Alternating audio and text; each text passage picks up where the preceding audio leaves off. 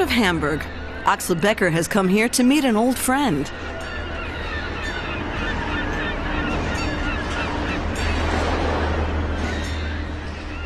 Both men are Lutheran ministers. It was from here that Helmut Lens left for Chile nearly 50 years ago, and then Axel Becker a few years later.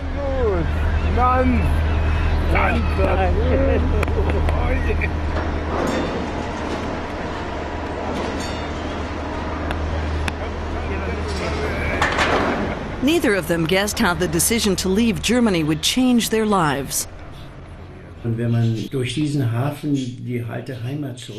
When you set sail from home, you don't think so much about the new life that's awaiting you. You think about what you're leaving behind. I had the feeling I would probably never return.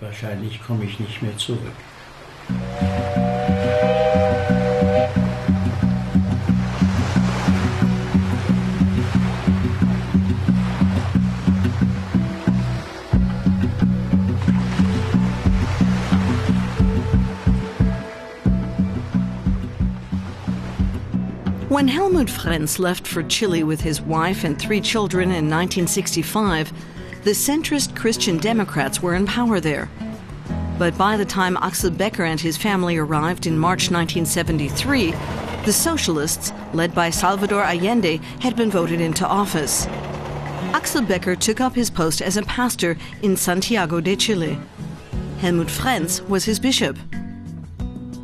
The Beckers moved into a house opposite the Lenses, and the 2 clergymen became good friends.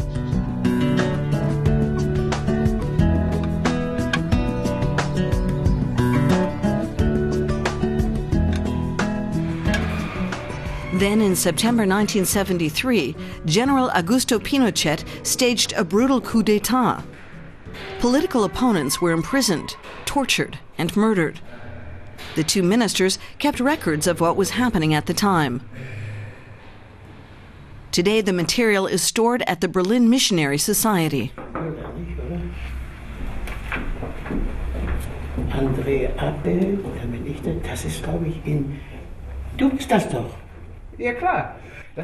That's Santiago, in your church. So it is. That was 1974. That's how we looked. Helmut Lens and Axel Becker. Axel Becker. Lass doch die Pressemappe einfach so. Ich würde das einfach so mit reingehen. Both clergymen spoke out on behalf of the victims of the military junta. But as the Lutheran bishop in Chile, Helmut Lens played the more prominent role. He was attacked in the media and by the new regime, but also by members of his own church. Axel Becker supported the bishop, doing the parish work so that Lens was free to fight for the victims of repression.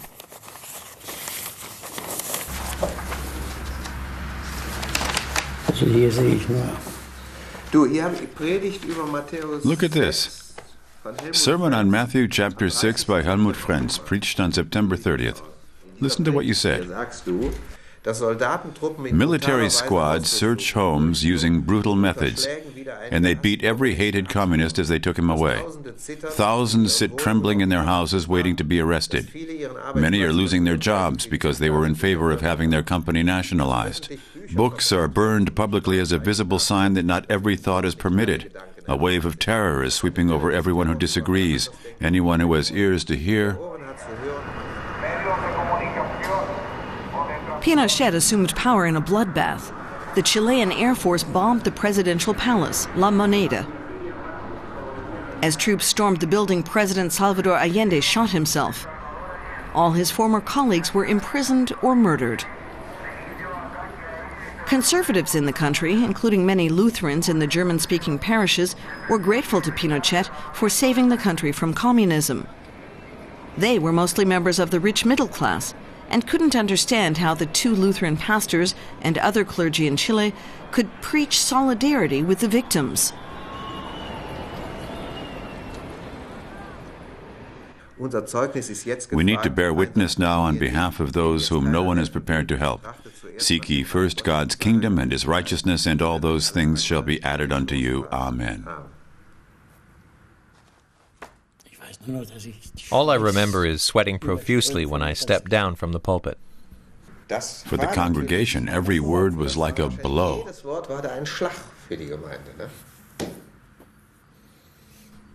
But it clearly shows that I didn't mean to bash them. There wasn't anything else we could say except, "Dear people, please don't swerve onto what is, in our view, the wrong course. Injustice. Instead, be supportive.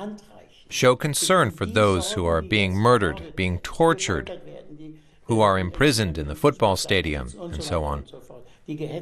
Those who are being harassed, hunted, and persecuted. We can't keep quiet about it." From that point on, Helmut Lens was politicized. The theologian became the country's only professor of human rights.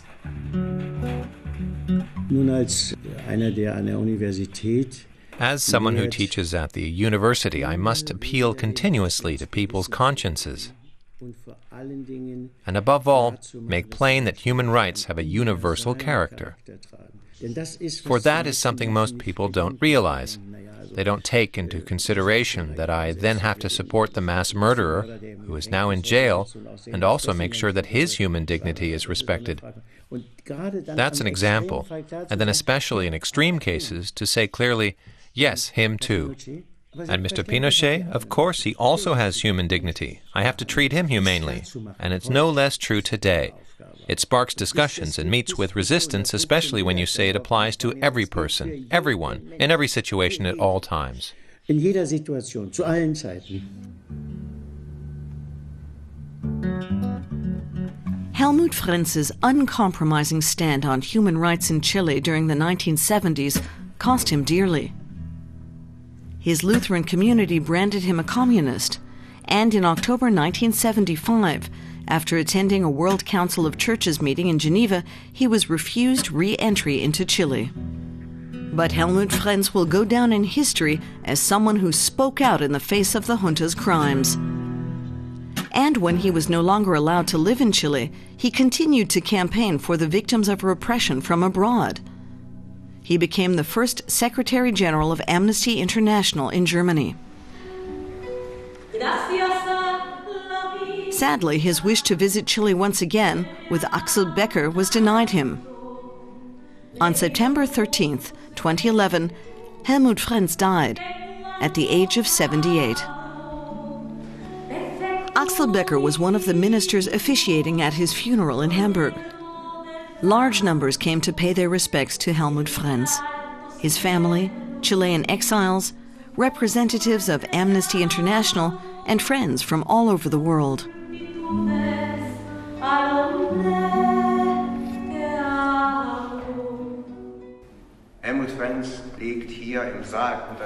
Helmut Lens's coffin is draped in a Chilean poncho. Inside, he's wearing his pastor's robes. It is not the garment of a perfect or heroic human being, but of one who lives and lived from his faith. Helmut Lens did not turn a deaf ear to the excruciating stories that the victims of torture told him. Through him, I freed myself from the burden of torture. And I have the impression, and always did, that he carried the burden that we placed on him in his heart. He was such a very strong and brave human being that he was able to bear it.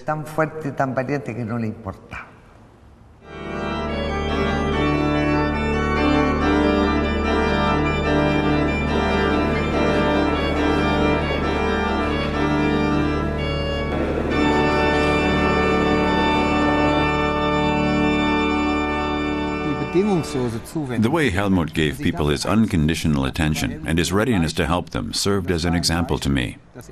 It came from his faith, and I view the gospel in the same light, and that means we must also be politically active.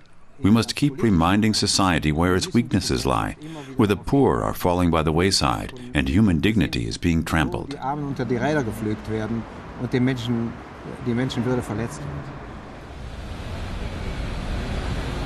Axel Becker traveled alone to Chile.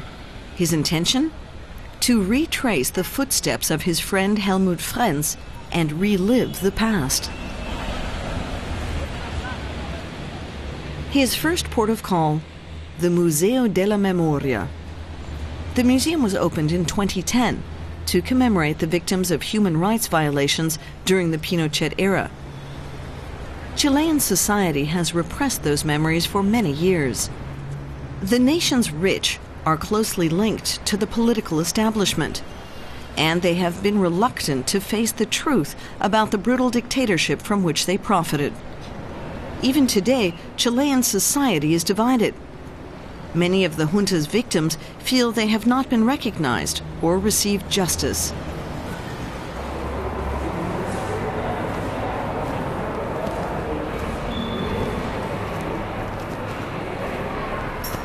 Following the military putsch, all political parties were banned and opposition stifled. All social organizations were strictly controlled. So there was no institution apart from the churches that could speak out for the thousands who had disappeared. Christianity is deeply rooted in Chilean society, and the churches had a degree of immunity, which they used to help the victims and relatives of people who had been murdered.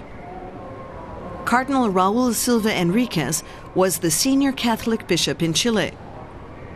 He fought openly for human rights and against the crimes of the Pinochet regime. In a dramatic and public gesture on behalf of the victims of repression, the Cardinal visited the prisoners in the National Stadium.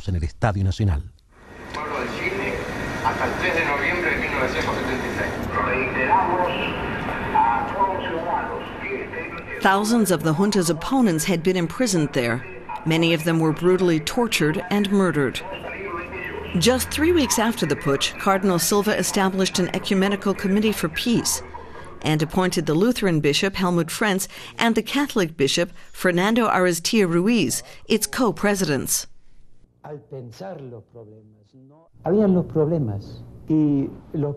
There were problems, and the problems always had a first and a last name. The problems were not theoretical. They had to do with people. We had no alternative.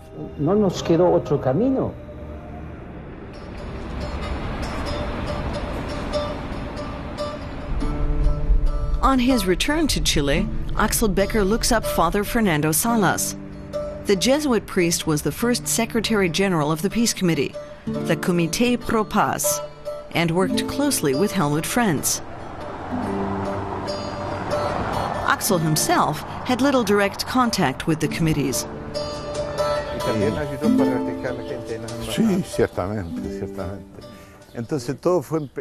It all started in this building.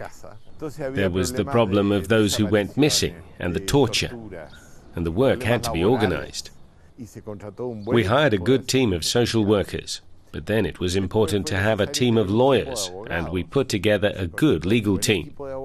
They worked in the courts and gave legal assistance to the people who needed it. That was the Committee for Peace. It gave support to those who needed it and defended them.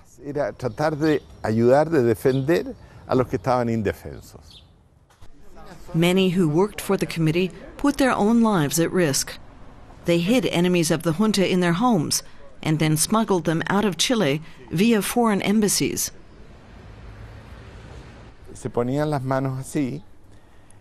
We held our hands like this, so the other person could step onto them.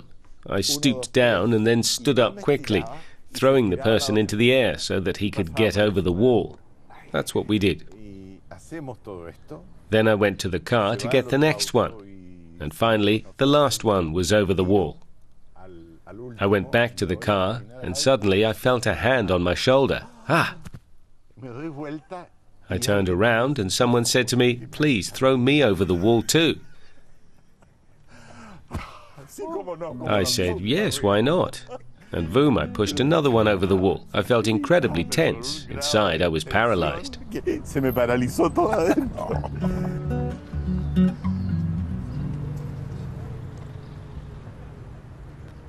Several thousand succeeded in fleeing the country via the embassies. The escapes were organized by the Comité Pro Paz and other organizations run by the church.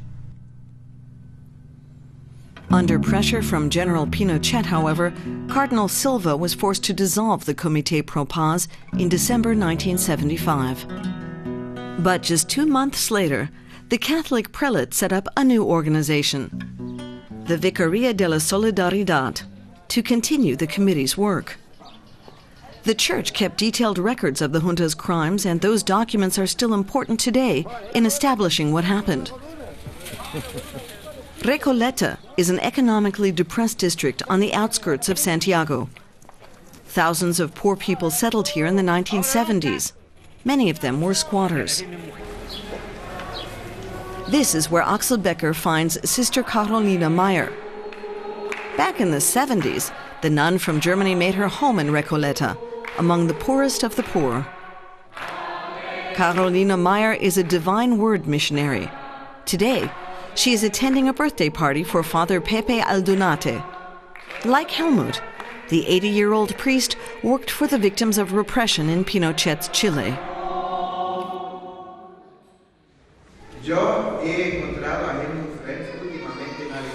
I last saw Helmut in Germany. He was receiving medical treatment there. We intended to come to Chile together, but I only have a photo of him with me. He died in September. I'm very pleased that I could come. I think Helmut, as one of the founders of the Peace Committee, was more than just a figurehead. We didn't have anyone else backing us who could really support us in moments when people were suddenly in danger and being persecuted, apart from the Comité pour Paz.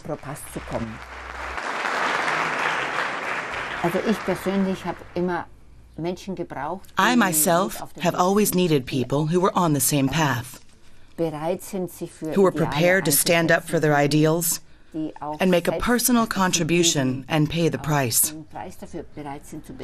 That was how I experienced Helmut. And you, Axel. We have been shaped by drawing strength from friendship. Remembering former times, they sing one of the old liberation songs. La gran liberación. Los pobres siempre esperan el amanecer, un día más justo y sin opresión. Los pobres hemos puesto la esperanza en ti. A lot has happened in Recoleta. There are now clinics and nursery schools here. But the people are still poor, and there is still a lot to do.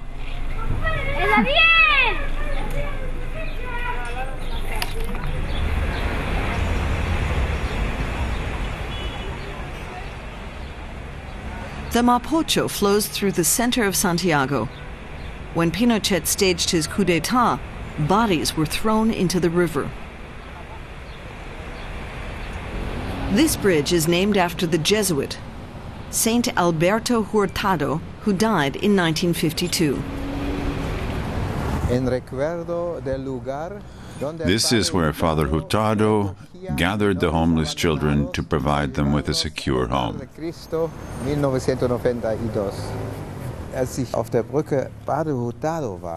There's a huge poster on the bridge with the words,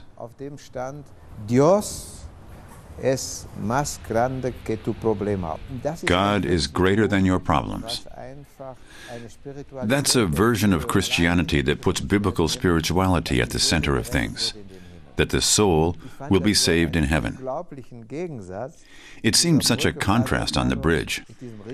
This huge poster pointing to heaven, and then this humble little plaque showing Father Hurtado gathering the children who were sleeping under the bridge because they were homeless and taking them to the Hogar de Cristo, the home he established and called the House of Christ. That's a Christianity that really gets involved and is on the side of those who need help.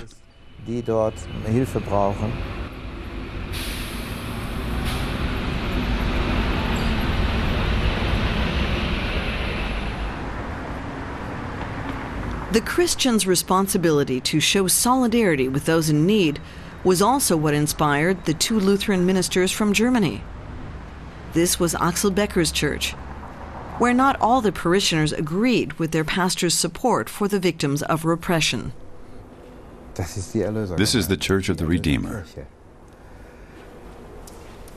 Many parishioners disagreed with their clergy's political stance. They derisively nicknamed Helmut Lens the Red Pastor. Although they didn't succeed in removing him as their bishop, they did set up a new parish council with the help of the junta. There was a seat vacant over here in the corner, and this is where I sat and followed the whole meeting.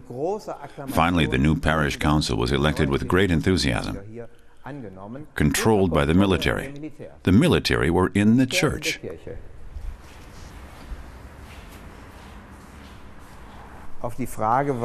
When they asked me why I continued to support this human rights work for the victims of repression, I said that I saw it as a demand of the gospel and wanted to show it to them in the Bible.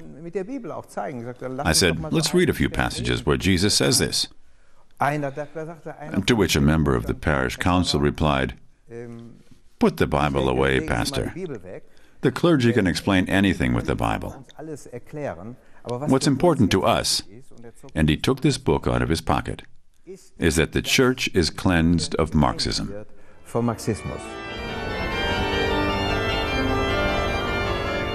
The parish council of the Church of the Redeemer was convinced that the evangelical Lutheran Church in Chile had been infiltrated by Marxists. Eventually, in 1975, they broke away to form their own Lutheran church in Chile. The rift has still not been healed.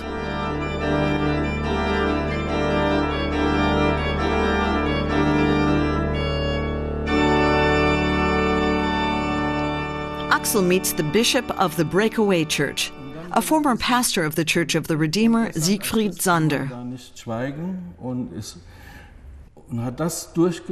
And those political tensions eventually led to a split.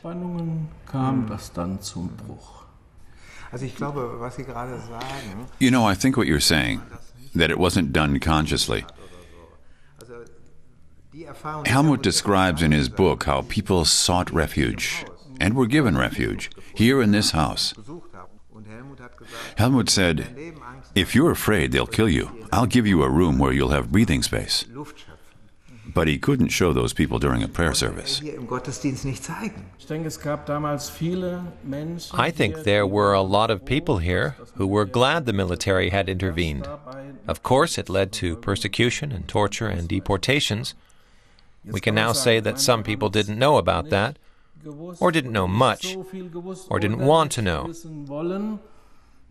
Or they say, during a civil war, there's always spilling of blood. And they still defend the military putsch and the actions of the junta with that argument. Today, the two churches are trying to settle their differences. But the reconciliation of the two communities is just as difficult as the process of reconciliation within Chilean society. Finally, Axel Becker visits the former interrogation center, Villa Grimaldi. The old buildings where prisoners were tortured have been demolished. Villa Grimaldi is now a memorial park. Here he meets Mario Sotolicio. Mario Sotolicio was blindfolded and tortured here by Pinochet's secret police for 6 weeks. The worst part was hearing people screaming. Every cry of pain in the camp had a cause that struck deep into our hearts, especially because we didn't know where we were. So our only thought was, that's what I'll soon be experiencing. Where was the entrance? Over here. On this side, where dissidents were tortured, Axel plants a canelo, a cinnamon tree, in memory of Helmut Lens. In Chile, it's a symbol of hope. This is where Helmut wanted his ashes to be scattered, among those who disappeared without a trace, the victims of the junta.